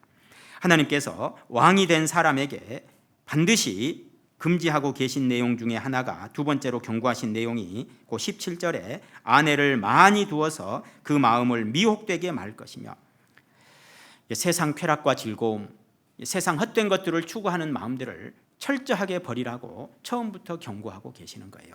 우리는 이 문제를 정말 중요하게 생각을 해야 될 겁니다. 그리고 그 17절 다시 보시면 세 번째 경고하신 내용이 아내를 많이 두어서 그 마음이 미혹되게 말 것이며 은금을 자기를 위하여 많이 쌓지 말 것이니라. 이 세상에서 부자로 살기를 원해서 자기를 위해서 부자 되는데 노력을 기울이고 살아가는 그것을 버리라고 말씀을 하고 계시는 거예요. 돈을 사랑함이 무엇의 뿌리가 된다고요? 돈을 사랑함이 일만하게 뿌리가 되나니 이것을 사모하는 자들이 미혹을 받아 믿음에서 떠나 많은 근심으로써 자기를 찔렀도다 그러잖아요. 돈을 사랑하고 돈을 많이 갖게 되면 근심이 생겨야 돼요? 행복해져야 돼요? 돈이 많아지면 행복해져야 되는데 돈을 사랑함이 일만하게 뿌리가 되고 돈을 많이 벌려고 하다 보니까 이게요, 권모술수도 쓰게 되고 사기도 치게 되고, 이 돈을 사랑하고 돈을 많이 벌려고 하다 보면 정상적인 방법으로 성실하게 일을 해서는 돈을 많이 벌기가 어려울 것이기 때문에 그렇게 어리석게 비트코인에 몇 천만 원씩 몇 억씩 투자를 했다가 온 집안이 풍비박산 나는 일들이 우리 형제 자매들 중에서도 소식을 듣게 되는 경우들이 있습니다. 아마 이 중에는 안 계시리라고 생각을 합니다. 어떤 도시에 있는 뭐 이런 사람들 가운데 얼마나 어리석은지 몰라요. 그 돈을 그런 데 투자할 게 아니고 복음을 위해서 주님께 드렸으면 날아갔겠어요? 상급으로 쌓였겠어요? 얼마나 귀한 상급으로 쌓였겠습니까? 네 보물이 있는 곳에는 네 마음도 있느니라. 아무도 뺏어갈 수 없는 상급으로 영원한 영광으로 자기를 위해서 쌓였을 건데, 그러면 그런 사람을 하나님이 내버려 두세요? 도와주세요? 반드시 도와주시잖아요. 그 인생길을 먼저 그의 나라와 그의 의를 구하면 반드시 도와주시는 분이 하나님이시잖아요. 그런데 그렇게 어리석은 삶을 살아가는 사람들이 우리 성도들 중에도 생기고 있는 것 같아서 참 너무너무 안타까운 마음들이 듭니다. 우리는 결코 그렇게 돼서는 안 될 겁니다. 그래서 은금을 자기를 위하여 많이 쌓지 말 것이요 돈을 사랑함으로 인해서 일만하게 뿌리가 되는 세상 사람들과 똑같이 수단 방법을 가리지 않고 남을 속여가면서까지 부정한 방법으로까지 돈을 벌려고 하다 보면 그리스도인으로서 그 영광스러운 하나님의 자녀라는 그런 명예스러운 이름도 잃어버리게 되고 복음을 전하는데 오히려 회방거리가 되고 복음을 가리우는 삶을 살게 될 수도 있고 얼마나 안타까운 일들이 많이 생기는지 모릅니다. 그리고 그걸 사모하는 자들이 미혹을 받아 믿음에서 떠난다라고 말씀하시는 것처럼 마음이요 세상 헛된 것에 계속 미혹이 되는 거예요. 조금만 해보면 어떻게 될 것 같은데 그게 어리석게 미혹되는 마음이잖아요. 그러다 보면 그런 일들이 계속되다 보면 믿음에서 떨어지게 되고 그리고 많은 근심으로써 자기를 찔렀도다. 행복하고 좋아야 될 텐데 돈을 더 많이 벌려고 하면 할수록 자기를 위해서 부귀영화를 쌓으려고 하면 할수록 그것이 자기 마음을 괴롭게 하는 일이 될 거라고 하나님은 경고하고 계시잖아요. 그래서 네가 이 세대의 부한 자들을 명하여 마음을 높이지 말고 정함이 없는 재물에 소망을 두지 말고 우리에게 모든 것을 후히 주사 누리게 하시는 누구에게 소망을 두라고요? 디모데전서 6장에 하나님께서 하나님께만 소망을 두라고 간절하게 부탁을 하고 계시잖아요. 우리에게 모든 것을 후히 주사 누리게 하시는 하나님께 두라고. 하나님은 우리에게 주실 때 째째하게 주시는 분이 아니다 그 말입니다. 후하게 아주 넉넉하게 주시는 분이 하나님이시고 그리고 그것을 잃어버리지 않도록 내가 그것을 누리며 살 수 있도록 모든 것을 누리고 살게 하실 거다 이렇게 말씀하시는 거예요. 아무리 많은 걸 가졌어도 누리게 하심을 받지 못하면 그것도 악한 병이라고 말씀하고 계시는 것처럼 작은 걸 가지고 있어도 그 속에서 행복을 누리고 살아가는 것이요 우리 자신에게 가장 귀하고 좋은 삶이 되는 겁니다. 그래서 은금을 자기를 위하여 많이 쌓지 말 것이니라. 그러면 누구를 위해서는 많이 쌓아야 됩니까? 자기를 위해서는 많이 쌓으면 안 돼요. 누구를 위해서 많이 쌓아야 되죠? 주님을 위해서 많이 쌓아야죠. 복음을 위해서. 우리 성도님들도 이 큰 교회당을 건축하시기 위해서 주님을 위해서 많이 드렸을 겁니다. 주님을 위해서 많이 쌓으셨을 겁니다. 쌓으셨던 것들을 아낌없이 주님께 드림으로 인해서 하나님 앞에 이 귀한 역사를 이루게 되셨을 것이고 주님을 위해서 희생하고 헌신했던 모든 것들은 하나님 앞에 영원한 영광으로 다 쌓여졌을 겁니다.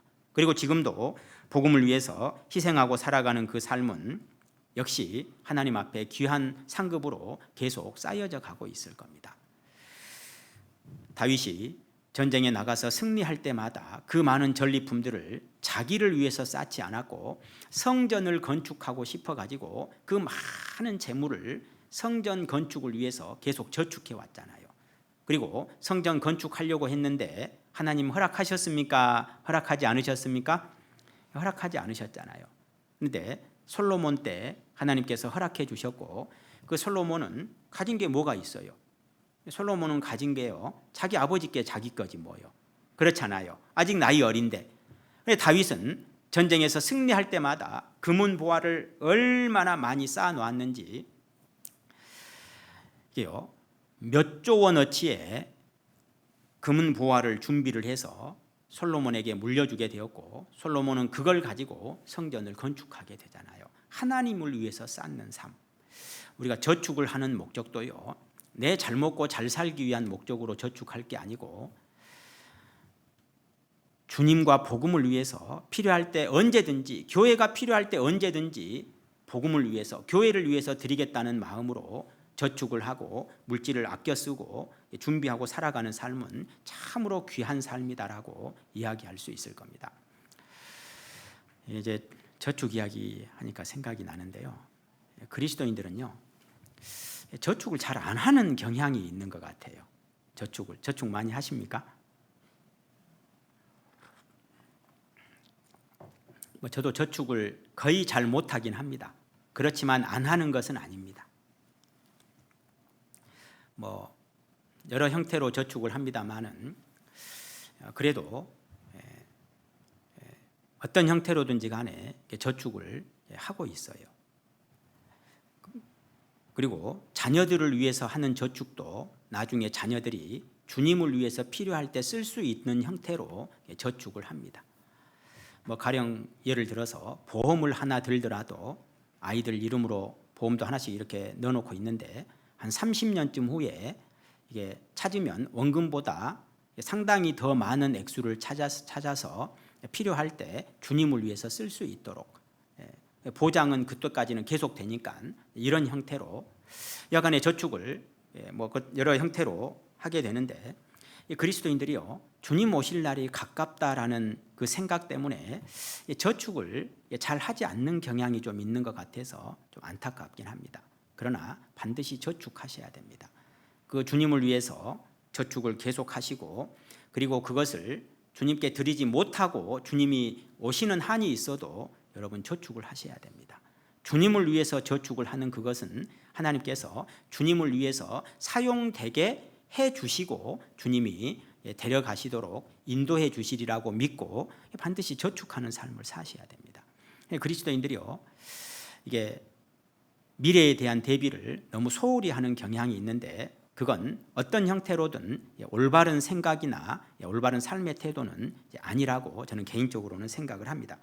여간에 자기를 위해서는 재물을 쌓지 말고 주님을 위해서는 복음을 위해서는 해외 선교를 위해서는 내가 필요할 때 언제든지 주님께 드리겠다는 마음으로 내가 지금 쓸 수 있는 것들을 최대한 아껴서 사용을 하고 저축을 하는 것은 너무도 당연한 거다 이렇게 생각이 들고 우리 어르신들은 자녀를 위해서 아껴두시는데 그것도 영 합당치 못합니다. 저희 아버지께서 몇 년 전에 이제 천국으로 이제 소천하실 때 신앙생활을 잘 하시다가 가셨는데요. 남겨주고 가신 게 있으셨어요. 이게요. 자식들을 위해서 남겨주고 가신 게 있었는데 아버지께서 저에게 주셨던 것들을 거의 대부분 다 헌금해 버렸습니다. 몇 천만 원 다 주님께 드려 버렸어요.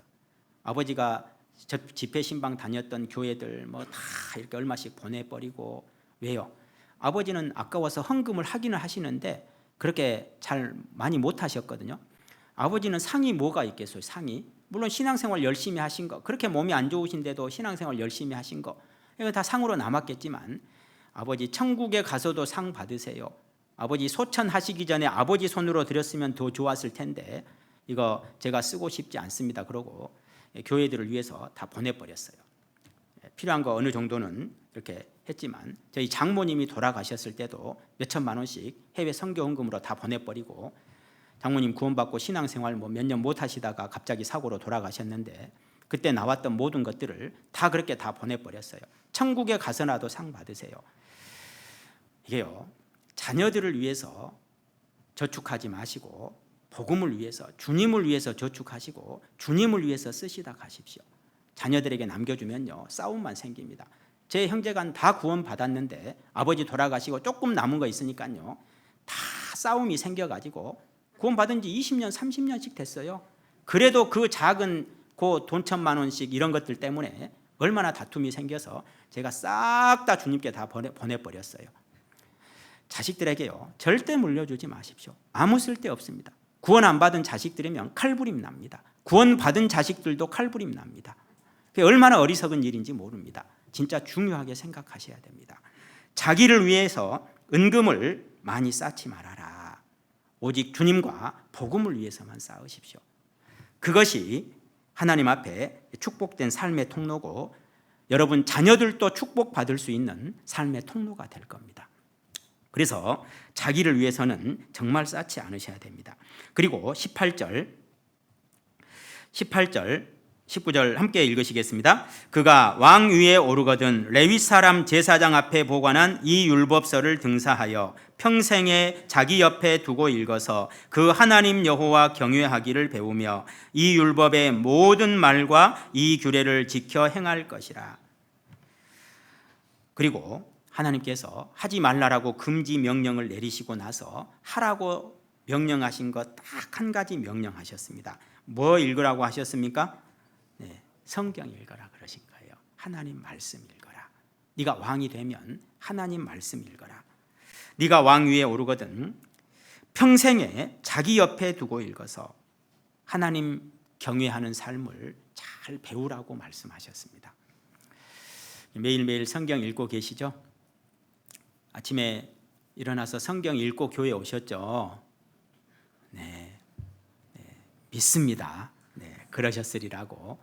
참 놀라운 건요, 아침에 일어나면요, 밤새 잠을 자면서 죄 짓는 게 아니기 때문에요, 마음이 평온한 상태잖아요, 아침에 깨면. 그런데 놀랍게 구원받은 그리스도인들이 아침에 깨면 찬송이 흥얼거리면서 이렇게 잠이 깨고, 찬송이 마음에 올라오면서 잠이 들고, 이제 그리스도인의 삶이 그렇게 이어지잖아요. 그러시죠? 그렇지 않으시면 상당히 곤란하신 신앙의 상황에 계신 건데요, 잘 생각해 보셔야 됩니다. 그리스도인들이요, 잠을 주무실 때에도 그 주님 사랑과 은혜에 감사한 마음에 찬송이 올라와서 행복한 마음으로 잠이 들으셔야 되고, 잠이 깰 때에도 그 주님 사랑과 은혜가 마음속에서 올라와서 기쁘고 즐거운 마음으로 잠자리에서 일어나는 상태가 되셔야 돼요. 저녁에 주무시는데 오늘 낮에 있었던 기분 나쁜 일 때문에 씩씩거리다 주무시게 되고 이러시면 안 됩니다. 아침에 일어나시면서 오늘 뭐 고추 따야 되고 고추 10근 말려서 딸한테 보내야 되고 뭐 이런 생각하시면서 잠에서 깨시면요, 큰일 납니다. 그러면 아니 되옵니다. 그러시면 정말 안 돼요. 오늘 일요일인데 그래도 일도 많고 바쁘니까 아침에 새벽에 일찍 일어나서 논에 가서 일 좀 하다가 교회 가야지, 그러고 그런 계획 세우면서 밤에 잠에 주무시면 안 돼요. 예수님 생각하면서 주무셔야지. 아침에 일어나셔도 새벽에 일찍 가서 밭에 논에 일을 하다가 일요일 날 교회 오시고 그러려고 하지 마시고요, 아침에 일어나시면 성경 읽으시고 기도하시다 교회 오셔야 됩니다. 그게 그리스도인의 삶이 되어져야 하지 않겠습니까? 그죠? 참 놀라운 건요, 아침에 일어나서 기도를 딱 하고 나면요, 마음이 기도하기 전하고 기도하고 난 후하고 같아요? 달라져요? 달라져요. 마음이 달라집니다. 신기합니다. 그리고 또 성경을 한두 장 이렇게 차분하게 읽고 나면요, 기도하고 나서도 마음이 하나님을 향해서 다 이렇게 돌이켜졌다고 생각을 했는데, 성경을 한두 장 읽으면서 마음을 차분하게 말씀을 묵상하다 보면 마음이요, 또 많이 달라지는 거예요. 느끼게 돼 있잖아요. 이게 얼마나 중요한 문제겠습니까? 평생에 자기 옆에 두고 읽어서, 늘 아침에 일찍 일어나서 기도로 또 말씀 읽는 것으로 하루 일과를 시작을 하고, 또 말씀을 묵상하면서 또 마치는 기도로 잠자리에 드는 이 삶이 얼마나 중요한 문제인지 모릅니다. 평생에 자기 옆에 두고 읽어서.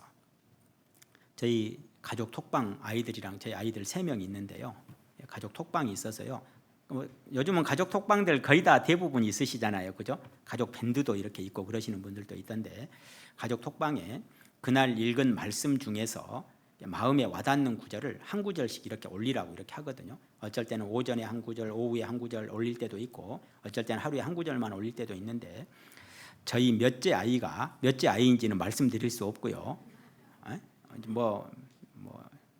좀 오래 전입니다. 작년쯤 일인데요, 몇째 아이가 말씀을 잘 안 올리는 거예요. 좀 떨어져서 사는 아이인데, 그래서 얘야, 너 요즘 왜 말씀을 안 올리냐, 얼른 말씀 읽고 말씀 한 구절 올려봐라. 그러면 어떤 말씀을 올리는지 보면 이 아이가 마음이 어느 쪽으로 작용하고 있는지 좀 느껴지잖아요. 하나님 은혜에 대한 말씀이 이렇게 마음에 탁 와닿아서 그 은혜에 이렇게 마음이 사로잡히는지, 아니면 하나님께서 올바로 살라라고 하는 말씀에 이게 마음이 사로잡혀서 그게 마음의 감각이 돼서 생활을 바로 세우는 쪽으로 마음이 기울고 있는지, 이런 조금씩 느낄 수 있잖아요. 그래서 말씀을 올리라고 그랬더니 거의 몇째 얘가 거기다 한 구절 딱 올렸어요. 아빠, 오늘은 성경을 자기 옆에 두고까지만 할게요. 그러고 올렸어요. 운전하고 한 2시간 가야 되는 거리라서 쫓아갈 수도 없고, 전화로 화를 내도 뭐 이게 해결할 수도 없고, 그래 또 달래가지고 얘야, 그래도 한 구절이라도 읽고 좀 올려봐라 그랬더니 아빠 오늘은 그냥 거기까지만 할게요. 내일부터 올릴게요. 그러더니 요즘은 아주 잘 올립니다. 신앙이 아주 모범적인데 여간에요. 평생에 자기 옆에 두고까지만 하래요. 읽어야 된대요. 읽어야 된대요. 성경을 늘 옆에 두면서도요. 읽어야지 하면서도 읽지 않으면 그게 영혼의 양식이 됩니까? 마음의 기쁨과 행복을 줍니까? 그렇지 못합니다. 읽기만 하면 마음이 그렇게 기쁠 수가 없잖아요. 성경을 읽으면 마음이 그렇게 좋을 수가 없잖아요. 얼마나 좋습니까? 자기 그 잘못된 그 마음들, 삶에 대한 부분들 다 이렇게 다시 마음이 돌이켜질 수 있고 마음이 회복될 수 있고 얼마나 좋은지 몰라요. 그런데 자기 옆에 두고까지만 하면 안 되는 거예요. 그래서 평생에 자기 옆에 두고 읽어서 그 하나님 여호와 경외하기를 배우며, 이 평생에 자기 옆에 두고 읽으라고 할 때 이 읽다라는 말이 웨카라보 해서 소리내서 읽다라는 의미를 가지고 있습니다. 성경을 소리내서 읽다 보면 훨씬 더 집중력이 생긴다는 사실을 체험하게 되실 겁니다. 특히 이제 어르신들 그런 말씀들을 자주 하시는데요. 아이고 목사님, 성경을 읽어도 금방 앞에 뭘 읽었는지도 금방 까먹어요. 그런 말씀들을 제가 예전엔 느낌이 잘 안 왔는데 저도 그런 걸 요새는 느끼면서 사는 그런 시기가 됐습니다. 도대체 왜 그럴까? 왜? 보니까요. 성경을 읽는데요. 그 성경만 읽는 게 아니에요. 머릿속으로는 눈은 성경을 읽고 있는데 머릿속에는요. 뭔 생각할까요? 무슨 생각할 것 같습니까? 이런저런 여러 가지 생각을 합니다. 성경을 읽으면서도 자기도 모르게 자식 생각도 갑자기 났다가 뭐 일 생각도 났다가 우리 어르신들 같으면 뭐 고추 딸 생각도 났다가 뭐 된장 담글 생각도 났다가 성경을 읽으시면서도요. 이런 생각이요. 자기도 모르게 올라오는 거예요. 뭐 갑자기 나한테 기분 나쁘게 했던 누구 생각도 났다가 뭐 이런 생각들이 올라오는 겁니다. 그래서 성경을 소리내서 읽으라고 하셨나 보다 이런 생각이 참 많이 듭니다. 성경을 소리내서 읽다 보면요. 딴 생각을 하면 그 성경 읽는 그 소리가 끊어지게 돼 있어요. 딴 생각을 하면. 그래서 이게 자기가 딴 생각한다는 것을 금방 알아차릴 수 있겠더라고요. 그래서 이 성경을 읽을 때 소리를 내서 읽는 것이 집중을 해서 말씀을 놓치지 않고 읽는 정말 좋은 방법 중에 하나인 겁니다. 여하간에 하나님께서는 평생에 자기 옆에 성경을 두고 읽으라고 말씀을 하시는데 이 성경 읽는 이 삶은 종에게 하셨다고요? 왕에게 하셨다고요? 왕에게 내린 명령이라는 사실을 우리는 중요하게 생각해 봐야 될 필요가 있습니다. 왜냐하면 우리는 이스라엘의 왕도 아니고 한 나라의 대통령도 아니고 그럼 우리를 왕이라고 할 수 있을까? 할 수 있을까요? 네. 구원받은 그리스도인도 왕이라고 할 수 있을까요? 네, 왕입니다. 왕이라고 할 수 있는 게 아니고 우리는 이미 왕으로서 지위를 부여받은 사람들이에요. 거기에 교회 소식지 끼워두시고 베드로전서 2장 한번 가보시겠습니다. 베드로전서 2장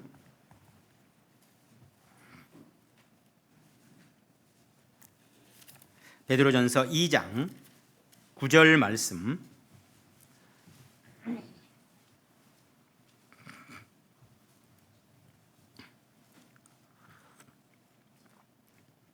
베드로전서 2장 9절 말씀 함께 읽으시겠습니다. 오직 너희는 택하신 족속이요 왕같은 제사장들이요 거룩한 나라요 그의 소유된 백성이니 이는 너희를 어두운 데서 불러내어 그의 기이한 빛에 들어가게 하신 자의 아름다운 덕을 선전하게 하려 하심이라.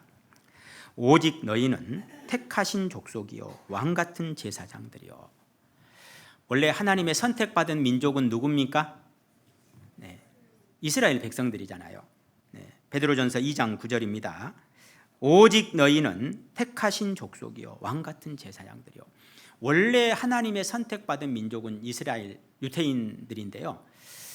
이게 사도들이 복음을 전하면서 보니까요. 유대인들은 복음을 잘 받아들였습니까? 복음을 회방했습니까? 계속 복음을 회방하는 거예요. 사도행전 읽어보시면요. 가는 곳마다 복음 전해지는 곳에 복음을 회방하는 사람들이 유대인들인 겁니다. 그런데 오히려 이방인들이 말씀을 잘 받아들이고 복음을 잘 받아들여서 구원을 받게 되는 거예요. 사도들이 생각해 보니까요, 참 이상한 겁니다. 이 복음을 전하면 유대인들이 잘 받아들여서 그들이 택하신 백성으로서 하나님 섬기는 삶을 올바로 살게 될 거라고 기대를 했는데 전혀 다른 방향으로 가는 거예요. 오히려 이방인들이 더 많이 구원을 받는 겁니다. 생각을 해보니까 육신의 선택받은 이스라엘 민족들이 하나님의 택하신 족속이 아니고, 아무리 하나님의 선택받은 이스라엘, 육신의 선택받은 이스라엘 민족이라 해도 구원받지 못하면 천국 갑니까? 지옥 갑니까? 지옥 갈 수밖에 없는 거예요. 이들은 영원히 택함받은 족속들이 아닌 거구나. 그런데 이방인들이지만 예수 그리스도의 복음을 깨닫고 천국 갈 소망을 얻은 사람들은, 이 사람들은 택함받은 사람들도 아니지만 결국은 천국에서 영원히 하나님과 함께 살게 될 거잖아요.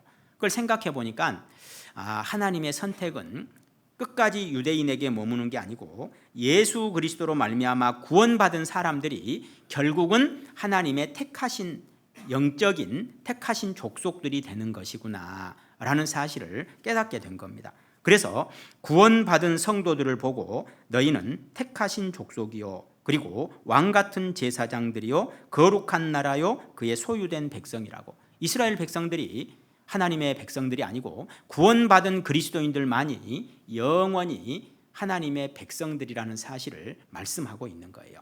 그리고 너희는 왕같은 제사장들이요, 왕이면서 제사장들이다 그러는 겁니다. 우리는 천년 왕국 때 예수님과 함께 왕으로서 살게 될 겁니다. 천국에서도 영원히 왕으로서 살게 될 약속이 이미 부여되어져 있어요. 그리고 왕같은 제사장들이요 그렇게 말씀하시는데, 그 옆에 베드로전서 2장 5절 말씀 보시면 2장 5절 함께 읽겠습니다. 너희도 산돌같이 신령한 집으로 세워지고 예수 그리스도로 말미암아 하나님이 기쁘게 받으실 신령한 제사를 드릴 거룩한 제사장이 될지니라. 구원받은 모든 그리스도인들은요 제사장들입니다. 부여하셨잖아요. 신령한 제사를 드릴 거룩한 제사장이 될지니라. 로마서 12장 2절에 말씀하시는 것처럼 너희 몸을 하나님이 기뻐하시는 거룩한 산 제사로 드리라. 이는 너희에 드릴 영적 예배니라. 그리스도인들이 세상 헛된 모든 일들로부터 구별되어지고 진리 가운데 살아가는 그 삶, 빛과 소금이 되고 그리스도의 향기가 되어져서 주님을 위해서, 복음을 위해서 살아가는 그 삶을 영적인 예배다 이렇게 말씀하고 계시잖아요. 너희 몸을 하나님이 기뻐하시는 거룩한 산 제사로 드리라. 우리가 주님을 위해서 올바로 신앙의 삶을 살아가는 그 삶 자체가 하나님 앞에 영적 예배라고 말씀하고 계세요. 그래서 모든 구원받은 그리스도인들은 제사장이다 이렇게 신분이 부여되어져 있는 겁니다. 너희도 제사장이라고 말씀하셔요. 그리고 제사장은 제사장인데 단순히 그냥 제사장이 아니고 왕 같은 제사장이요, 왕인 동시에 제사장이다 이렇게 말씀하고 있습니다. 제사장의 신분은 지금 우리가 이 세상에서 행하고 살아가야 할 우리의 영적인 신분인 겁니다. 그런데 왕으로서의 신분은 부여되어져 있긴 하지만 지금 누리는 것은 아닌 거예요. 언제 누리게 될까요? 예수님 다시 오실 때, 예수님께서 재림하실 때 우리는 천국으로 올라가게 되고 이 세상에서는 7년 동안 환란이 있을 겁니다. 그 7년 환란 끝에 핵전쟁으로 이 세상이 멸망하고 나면 그 멸망한 세상을 하나님께서 에덴 동산처럼 다시 재창조하시는 거예요. 리뉴에이션 해서 살기 좋은 세상을 만들고 그곳에서 1000년 동안 우리는 이 세상에 내려와서 예수님과 함께 왕으로서 살게 될 겁니다. 그리고 핵전쟁에 살아남아서 천년 왕국에 들어가는 그 사람들, 그리고 그들을 통해서 인류 역사가 계속 이어지게 되는데 그들은 계속해서 종으로서, 영원히 종으로서 살게 될 것이고 우리는 왕으로서 살게 될 겁니다. 얼마나 놀랍습니까? 너무 감사하지요. 요한계시록 20장 한번 가보시겠습니다. 요한계시록 20장 우리에게는 이미 왕권이 주어져 있는 거예요. 요한계시록 20장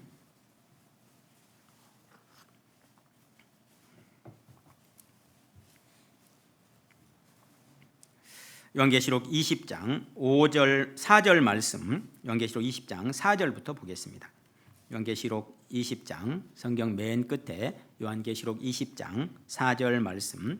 또 내가 보좌들을 보니 거기 앉은 자들이 있어 심판하는 권세를 받았더라. 또 내가 보니 예수의 증거와 하나님의 말씀을 인하여 목배임을 받은 자의 영혼들과 또 짐승과 그의 우상에게 경배하지도 아니하고 이마와 손에 그의 표를 받지도 아니한 자들이 살아서, 그 다음부터 6절까지 함께 읽겠습니다.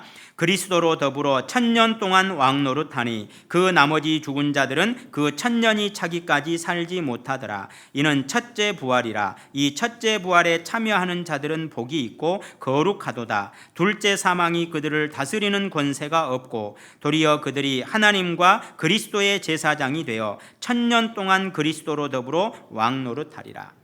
우리는 예수님과 함께 1000년 동안 왕으로서 살게 될 겁니다.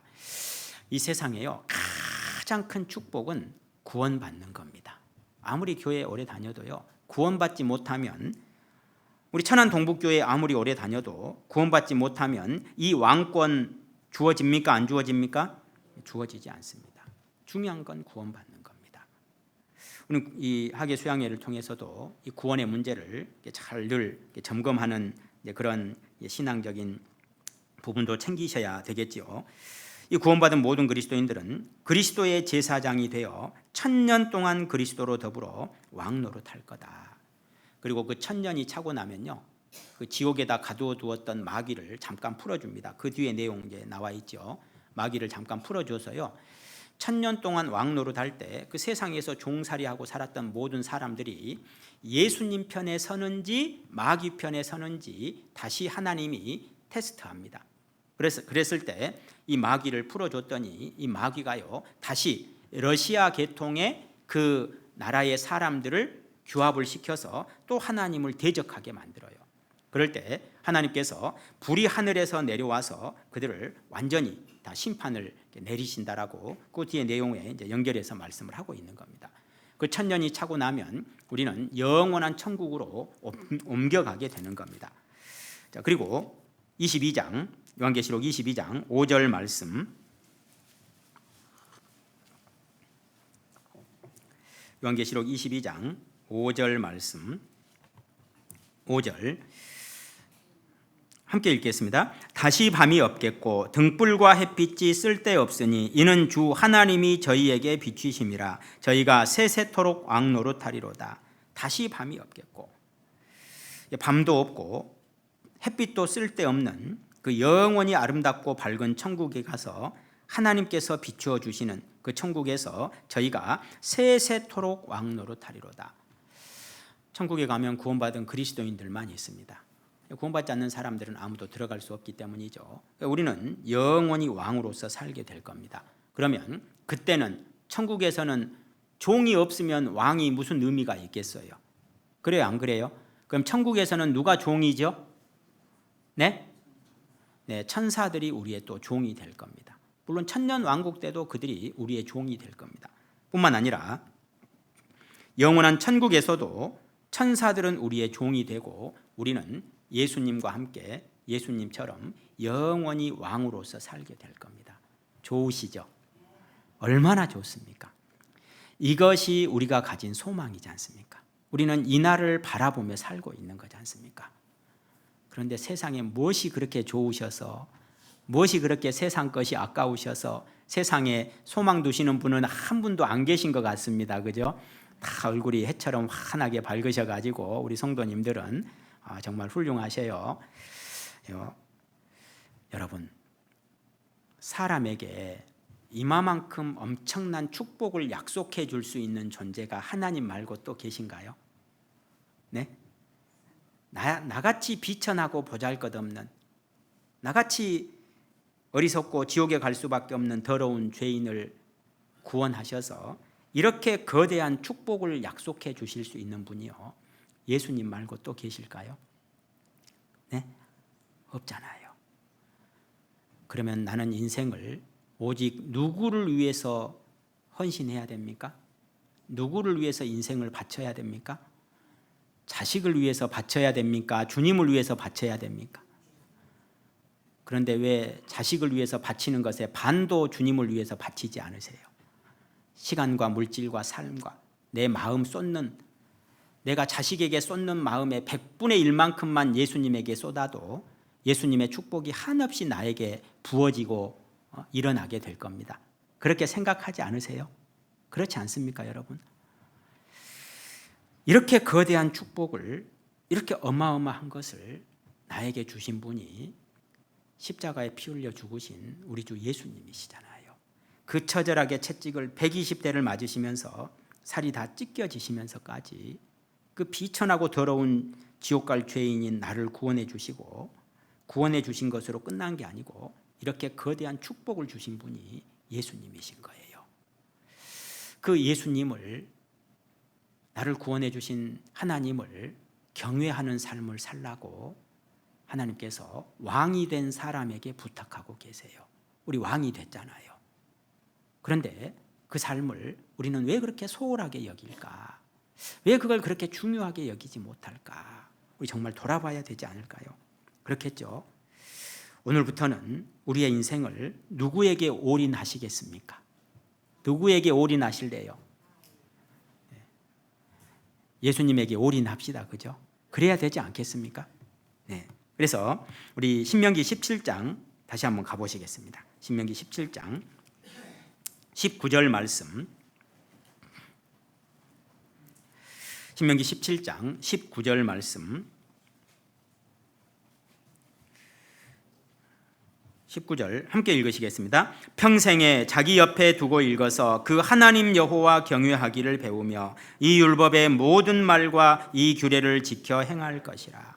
평생에 자기 옆에 두고 읽어서 하나님 여호와 경외하기를 배워라. 성경을 읽는 목적은, 성경을 읽고 묵상하는 목적은, 설교를 듣고 말씀을 배우는 목적은, 구원받지 않는 사람들은 구원받기 위해서 성경을 배워야 되고, 구원받은 모든 그리스도인들은 하나님 경외하는 삶을 배우기 위해서 성경을 읽고 배워야 한다. 이렇게 말씀하고 계시는 거예요. 자녀들이 부모님에게 효도를 할 때 1년에 부모님 생신 때 한 번만 해야 됩니까? 매일매일 효도를 드려야 됩니까? 매일매일 효도를 드려야 되죠. 자녀들은 제발 마음을 자식들에게 그만 쓰시고 하나님께 쓰시면 좋겠고, 자식들은 제발 마음을 자기를 위해서 쓰지 말고 부모님께 효도하는데 좀 마음을 제발 좀 썼으면 좋겠어요. 그런 생각이 들지 않습니까? 당연히 그래야 될 일인데, 나를 위해서 평생 뼈 빠지게 고생해서 키워주신 부모님에게 효도를 드리는 게 너무도 당연한 거잖아요. 하루만 효도하고 말아야 됩니까? 명절에만 찾아뵙고 효도해야 됩니까? 얼마나 그게 올바르지 못한 거예요. 부모님이 명절에만 나를 잘 먹여주셨습니까? 내 생일 때만 미역국 끓여주고 나를 보살펴줬습니까? 부모님은 새벽부터 밤 늦게까지 평생 뼈 빠지게 고생하면서 나를 키워주셨잖아요. 뭐 부잣집에 태어나지 못해서 한스럽고 부모가 원망스러웠다 할지라도 그 부모님이 안 계셨으면 오늘의 내가 있습니까? 그렇지 못하잖아요. 당연히 부모님에게 효도하고 그 부모님을 늘 보살펴 드리는 게 당연한 거잖아요. 그런 것처럼 모든 그리스도인들은 하나님을 그렇게 경외하고 섬기는 것이 너무도 당연한 겁니다. 효도는 한 번으로 끝나서 될 일이 아닌 거예요. 평생 부모님께 효도를 드려야 되듯이 모든 그리스도인들은 평생을 하나님을 경외하고 하나님을 섬기며 살아가는 것이 너무도 당연히 이루어져야 할 삶이라는 사실을 말씀을 하고 계시는 겁니다. 그래서 평생에 자기 옆에 두고 읽어서 그 하나님 여호와 경외하기를 배우며, 함께 읽겠습니다. 이 율법의 모든 말과 이 규례를 지켜 행할 것이라. 하나님을 경외한다라고 하는 그 말의 의미는 말씀대로 살아간다는 사실을 의미합니다. 다윗이 노년의 솔로몬에게 성전 건축을 부탁을 하면서 유언처럼 했던 말이 있습니다. 유언처럼 했던 말이 있는데 거기 소식지 끼워 놓으시고 역대상 22장 한번 가보시겠습니다. 역대상 22장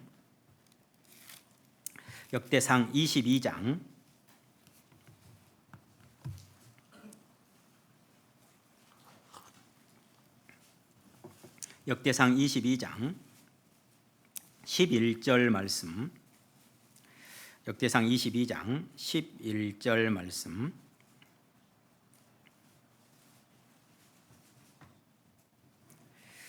다윗이 솔로몬에게 하고 있는 말씀인데요. 그 참고로 6절 한번 보시면, 역대상 22장 6절 보시면요, 다윗이 그 아들 솔로몬을 불러 이스라엘 하나님 여호와를 위하여 전을 건축하기를 부탁하여 이르되, 이제 성전 건축을 부탁하면서 쭉 하는 말씀인데, 11절 말씀,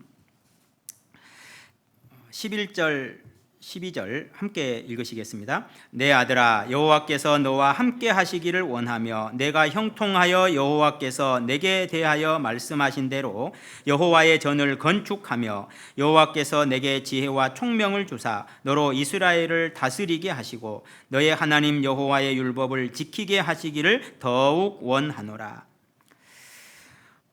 다윗이 솔로몬에게 간곡히 마지막으로 부탁하고 있는 내용이 11절 다시 보시면, 내 아들아, 여호와께서 너와 함께 하시기를 원하며. 얼마나 중요한 문제입니까? 하나님이 함께 해주시면 모든 것이 가능해지잖아요. 하나님이 함께 해주시는 것이 얼마나 중요한 문제겠습니까? 그런데 여호와께서 너와 함께 하시기를 원하며 네가 형통하여 여호와께서 내게 대하여 말씀하신 대로 여호와의 전을 건축하며, 하나님께서 도와주셔서 모든 것이 네 뜻대로 잘 이루어져서 성전을 건축하게 되기를 간절히 바란다. 얼마나 중요한 내용입니까? 그리고 12절, 여호와께서 내게 지혜와 총명을 주사 너로 이스라엘을 다스리게 하시고. 이스라엘을 잘 다스리고 하나님의 백성을 잘 다스려서 하나님을 위해서 살게 만드는 것, 이게 얼마나 중요한 문제겠습니까? 그런데 이 모든 중요한 문제들보다 더 간절히 너에게 바라는 것이 있다, 이렇게 말씀하시잖아요. 이게 뭘 바란다고 하셨습니까? 뭘 바란다고 하셨어요?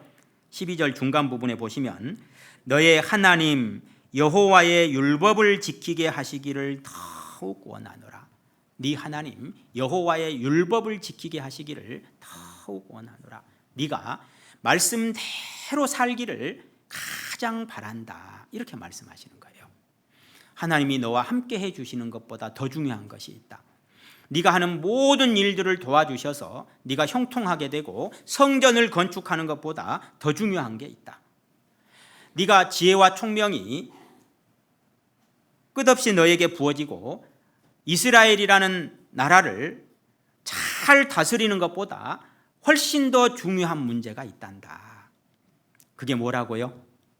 뭘 지키는 거라고요? 말씀대로 사는 거라고요. 말씀대로 사는 거. 우리는 주님을 위해서 희생도 하고 헌신도 하고 열심히 전도도 하고 복음을 위해서, 교회를 위해서 얼마나 열심히 신앙생활을 잘하는지 모릅니다. 물론 정말 중요합니다. 반드시 해야 될 일입니다.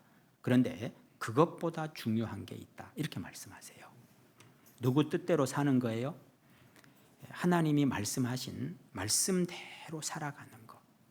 그 말씀에서 정하는 그 테두리 안에서 말씀을 따라 살아가는 것. 주님을 위해서, 복음을 위해서, 교회를 위해서 열심히 희생하고 헌신하고 살아가는데 말씀대로는 살지 않아요. 자기 마음대로 살아요. 세상에서도 자기 수단 방법 가리지 않고 돈을 벌려고 한다든지, 그렇게 해서 헌금 많이 하면 무슨 의미가 있겠어요? 그러지 않겠습니까? 세상에 나가서 빛과 소금이 되지 못하고 마음대로 말과 행실이 본이 되지 못한 상태로 살면서 열심히 교회 와서 봉사하고 또 주님을 위해서 산다고, 또 열심히 전도한다고, 이렇게 하는 것이요, 하나님 앞에 가당치 않다고 말씀하시는 거예요. 가장 중요한 문제는 반드시 하나님 말씀대로 살아가는 것이다, 이렇게 말씀하시는 겁니다. 시간 관계상 찾지 않겠습니다만은 요한복음 7장에 보면 예수님께서 바리새인들 율법사들에게 너희는 말만 하고 하나님의 말씀을 한 가지도 지키는 사람이 없다라고 경고하고 계시는 거예요. 마태복음 23장에서도 말씀하실 때 유대인들 율법사들 바리새인들이 무거운 짐을 묶어서 백성들의 어깨에 지우되 자기는 이것을 한 손가락으로도 움직이려 하지 않는다. 이 율법이라고 하는 무거운 짐을 묶어가지고 이렇게 살아야 되고 저렇게 살아야 되고 그 율법을 쫙 나열해 놓고 살면서 정작 유대 종교 지도자들은 자기들은 절대 말씀대로 살지 않았다. 그리고 오직 말씀대로 사는 척하고 외식에 찌들어져 있는 그 삶을 예수님께서 아주 신랄하게 책망을 하신 겁니다. 말씀대로 살아가는 삶이 얼마나 중요한지 모릅니다. 말씀대로 살려고 하면 내가 얼마나 완고하고 어리석고 악한 사람인지 계속 깨닫게 돼 있는 거예요. 그럴 때 말씀대로 살지 못하는 내 자신이 얼마나 비천하고 보잘것없는 존재인지를 깨달아가고 그러는 만큼 나같이 비참하고 보잘것없는 죄인을 위해서 십자가에서 피 흘려주신 주님, 그 십자가의 희생과 사랑이 얼마나 중요한 것이고 소중한 것인지 깨달아가게 돼 있는 겁니다. 구원받은 그리스도인들이 말씀대로 살아가려는 그 간절한 노력을 기울이고 살아갈 때 말씀대로 살 수 있는 지혜와 능력이 없다는 사실을 깨닫고 그리스도인들이 하나님 앞에 철저하게 겸손히 무릎을 꿇고 낮아질 수 있는 겁니다. 그런데 말씀대로 살지 않으면 자기를 돌아보는 것이 없고 자기 반성이 없는 삶을 살게 되는 거예요. 열심히 산다고 하지만 자기 자신을 돌아볼 줄 모르고 살아가는 삶, 자기 반성이 없는 삶, 이런 삶은 신앙의 성장이 이루어지기가 어려운 삶이 될 수밖에 없는 겁니다. 그리스도인들은 말씀을 통해서 매일매일 자기를 돌아보고 자기 성찰을 하고 자기 반성의 시간을 가지고 내 마음과 인격이 예수 그리스도를 닮아가는 신앙을 배우는 것이 정말 중요한 문제인 겁니다. 성경을 많이 읽고 묵상해서 하나님 경외하는 삶을 잘 배우는 것이 중요한데 성경을 많이 안다고 해서 말씀을 많이 안다고 해서 그 말씀만큼 아는 것만큼 빛이 되고 소금이 되고 그리스도의 향기가 될 수 있으면 얼마나 좋겠습니까마는 말씀은 많이 알고 있는데 아는 만큼 빛이 되지도 못하고 그리스도의 향기가 되지도 못하고 소금이 되지도 못하고 말씀대로 살지 않음으로 인해서 오히려 복음을 가리우고 살고 있는 삶이 혹 내 자신에게 있지 않는지 우리는 반드시 돌아보지 않으면 안 되는 겁니다. 그래서 구원받은 그리스도인들이 항상 말씀대로 살아가는 삶을 철저하게 훈련하지 않으면 안 되는 겁니다. 한 구절만 더 보시겠습니다. 우리 사도행전 20장, 시간이 다 돼서요. 사도행전 20장 32절 말씀, 사도행전 20장 32절 말씀, 사도행전 20장 32절 함께 읽으시겠습니다. 지금 내가 너희를 주와 및 그 은혜의 말씀께 부탁하노니 그 말씀이 너희를 능히 든든히 세우사 거룩해 하심을 입은 모든 자 가운데 기업이 있게 하시리라. 바울 사도께서는 그 에베소 교회 감독들과 성도들을 부탁을 할 때 주와 및 그 은혜의 말씀께 부탁하노니 그 말씀이 너희를 능히 든든히 세우사. 우리를 세우는 것도 하나님 말씀인 겁니다. 신앙 위에 반석 되신 주님 위에 우리를 세우시는 분은 말씀이신 거예요. 그래서 주와 및 그 은혜의 말씀께 부탁하노니 성경을 읽으시면서요 항상 우리가 또 깨달아야 될 게 있는데 묵상해야 될 게 있는데 주님이 나를 얼마나 사랑하시는지를 이 성경을 읽으시면서 매일매일 마음에 되새겨 보셔야 됩니다. 그게 또 신앙생활을 하시는데 반드시 중요한 부분이고 큰 힘을 얻게 만드는 가장 중요한 통로 중에 하나인 겁니다. 나같이 비천하고 보잘것없는 죄인을 주님은 왜 그렇게 사랑하셨을까? 예수님이 나를 왜 그렇게 사랑하실까? 하나님이 나를 왜 그렇게 사랑하실까? 하나님을 위해서 한 것도 없는데 나같이 비천하고 보잘것없는 죄인을 그토록 사랑하시는 그 하나님의 사랑과 은혜, 우리 주 예수 그리스도의 그 사랑과 은혜를 매일매일 깊이 묵상하는 시간을 하루에 10분씩만 가져본다면 우리의 마음과 삶이 많이 달라지게 될 겁니다. 여러분, 주님이 예수님께서 우리 자신을 얼마나 사랑하시는지 정말 잠자리에 드실 때 하루에 10분씩만이라도 생각하는 시간을 꼭 가져보시기를 정말 부탁을 드리고 싶습니다. 그러면 우리 마음에 큰 힘과 용기를 얻게 될 겁니다. 우리 마음과 삶이 많이 달라지게 될 겁니다. 우리는 신앙 안에 정말 더 굳건하게 세워지게 될 것이고 주님을 위해 살아가는 그 삶 속에서 기업을 얻게 하시리라는 말씀처럼 하나님께서 주님 앞에 정말 영광스러운 삶을 얻게 만들어 주실 겁니다. 주님 오시는 그날까지 늘 말씀 안에서 말씀대로 주님 사랑과 은혜 가운데 살아가는 귀한 삶이 되셨으면 정말 좋겠습니다. 함께 기도하시겠습니다. 주님 감사드립니다. 참으로 비천하고 보잘것없는 어리석고 무지한 죄인 된 저희를 그토록 사랑하시고 구원해 주셔서 진정으로 감사를 드립니다.